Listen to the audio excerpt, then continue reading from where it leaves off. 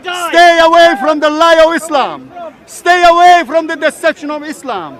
I am telling you as an ex-Muslim.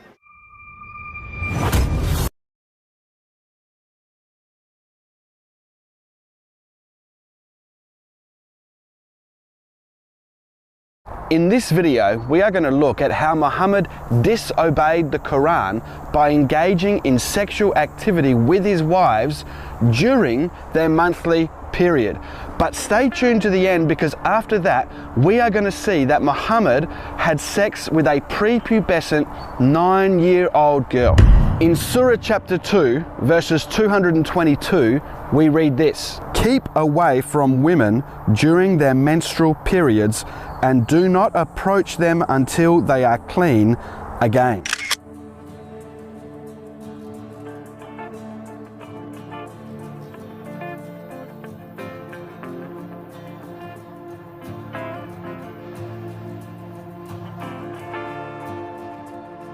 So that passage of the Quran makes it very clear that Allah prohibited men from coming near their wives or other women during their monthly period. However, when we read the hadiths, we can see very clearly that Muhammad disobeyed this command and he engaged in sexual activities with his wives during their monthly period. Sahih al-Bukhari, hadith 299, narrated by Aisha: "The Prophet and I used to take a bath from a single pot while we were janab. During my period, he used to order me to put on a dress below the waist and used to fondle me."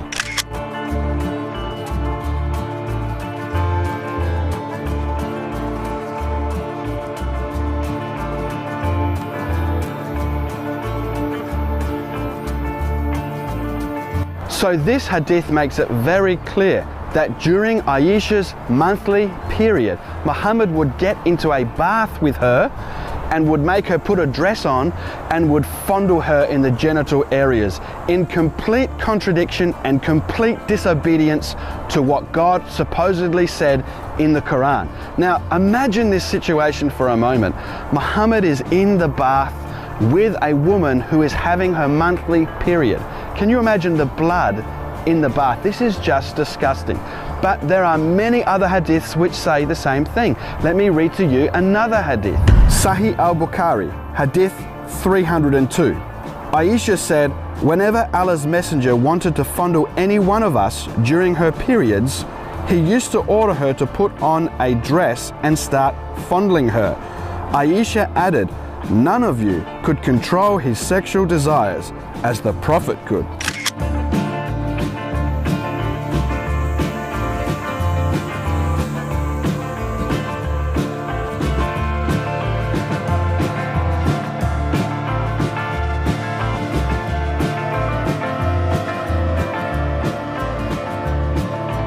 So here we have another hadith supporting the previous hadith, so we can know for sure this is not an isolated report. But look at this hadith. It wasn't only with Aisha that he did this kind of thing, it was with his other wives as well. And apparently nobody could control their sexual desires like Muhammad could. Now let's be serious about this. How many of us can control ourselves sexually if our wives are having their period? I think every single one of us would have no problems controlling ourselves for that short, brief period of time. So why is it that Muhammad is supposedly greater at controlling himself when he couldn't even control himself during his wife's monthly periods? And remember, he had other wives he could go to, so I can't imagine they were all having their monthly period at the same time. But let's keep reading other hadiths to support the same hadith claims that these ones have made. Sahih al-Bukhari, hadith 298. While I was laying with the Prophet under a single woolen sheet, I got my period. I slipped away and put my clothes on for menses. He said, "Have you got your period?" I replied, "Yes." He then called me and made me lie with him under the same sheet.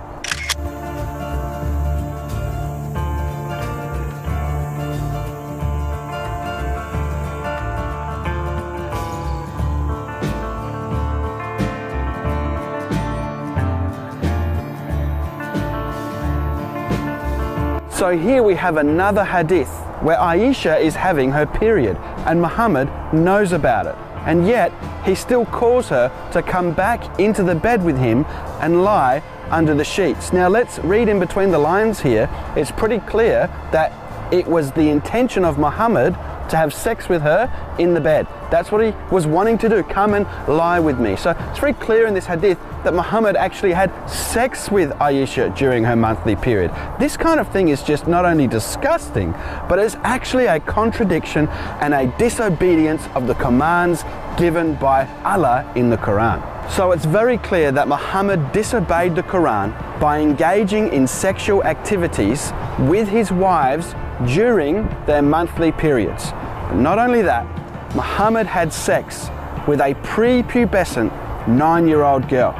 Let me read to you a number of hadiths to prove that she was prepubescent when Muhammad consummated the marriage when she was 9 years old. Sahih al-Bukhari, hadith 6130. I used to play with the dolls in the presence of the Prophet, and my girlfriends also used to play with me.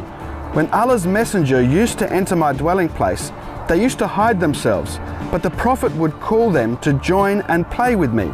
The playing with dolls and similar images is forbidden, but it was allowed for Aisha at that time, as she was a little girl not yet reached the age of puberty.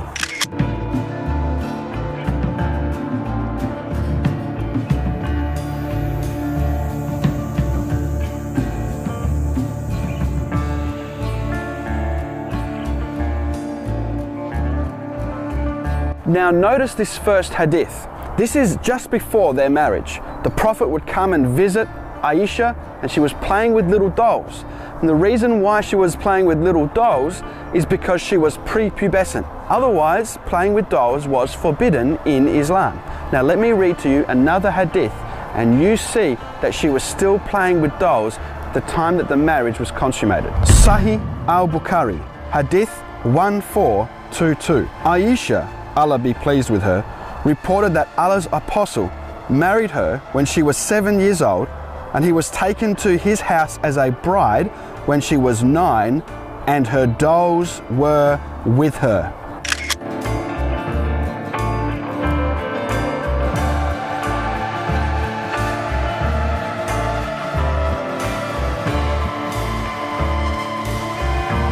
So this hadith makes it very clear that Muhammad married Aisha when she was 9 years old, and she still had her dolls with her. And the previous hadith tells us that the reason why she had her dolls was because she was a prepubescent little girl. Otherwise, the playing with dolls is prohibited in Islam and is still prohibited to this day. But not only that, Muhammad was 52 years old when he had sex with Aisha, the 9-year-old prepubescent little girl. Let's look at that. Sahih al-Bukhari, hadith 5134. Narrated by Aisha that the Prophet married her when she was 6 years old, and he consummated his marriage with her when she was 9 years old. Hisham said, I have been informed that Aisha remained with the Prophet for 9 years until his death.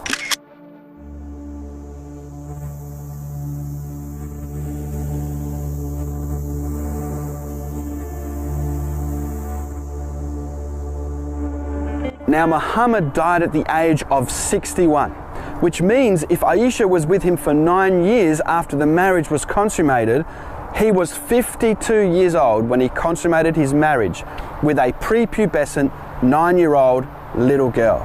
This is atrocious. Now you might be looking at all this and wondering, why do Muslims record all this information? Why is it that Muslims record this sexual behavior of Muhammad in the hadith literature? Why? The reason why is because the Quran says that Muhammad is the perfect example for all people, and they use these hadiths to justify their own actions. If Muhammad did it, then it's okay for them to do it. Let me read to you this passage of the Quran. Surah 33, verse 21. Indeed, in the messenger of Allah, Muhammad, You have a good example to follow for him who hopes in the meeting with Allah and the last day and remembers Allah much.